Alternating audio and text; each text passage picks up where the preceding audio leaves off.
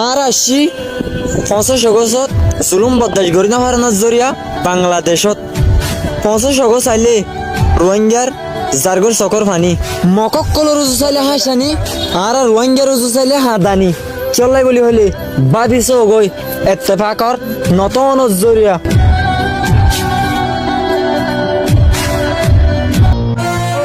আসসালামু আলাইকুম ডিয়ার রোহিঙ্গা ভাই ও বোনেরা।